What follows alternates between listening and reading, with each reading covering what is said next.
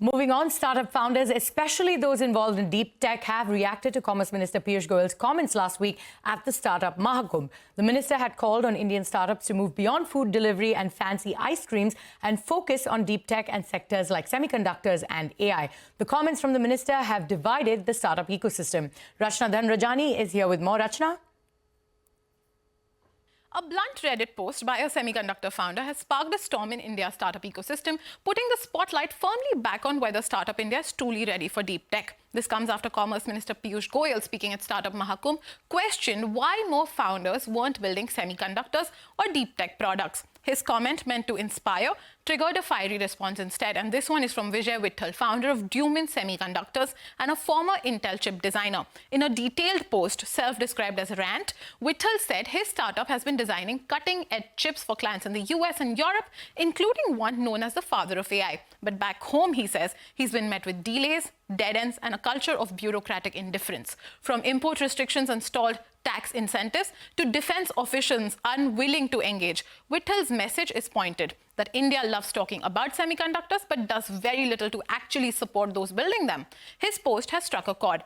Echoing the frustration was US-based AI founder Chinmay Singh, who slammed what he called corrupt IAS-led red tape, from delays in payroll to trouble importing MacBooks and issuing payslips. Singh says the system is broken for anyone trying to build from India. BharatPe co-founder Ashneer Grover also weighed in, saying it's not ministers, but startups that are creating jobs and value, and that politicians need a reality check. But not everyone agrees. Aman Gupta, co-founder of Boat and a judge on Shark Tank India, who was present at the event, defended the minister. He said Goyal's intent was not to belittle founders, but to push them to aim higher and benchmark against the best globally. In a long post on X, Gupta said, "What we have built is incredible, but what we can build is far greater," calling for more investments in LLMs, climate tech, infrastructure, and innovation stacks. Ola founder Bhavish Agarwal too backed Goyal's call for introspection, asking why India's startup scene is still focused largely on consumer tech. There's so much more to build: AI, drugs, rockets, EUV machines, new materials, he wrote on X.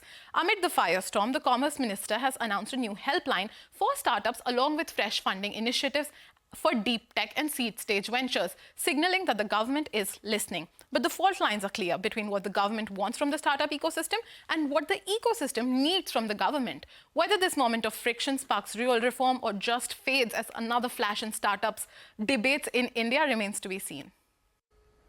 Well, thank you, Rachna, for those details. Appreciate you joining us. And with that, it's a wrap on this edition of Startup Street. More news and updates coming up on the other side. Stay tuned.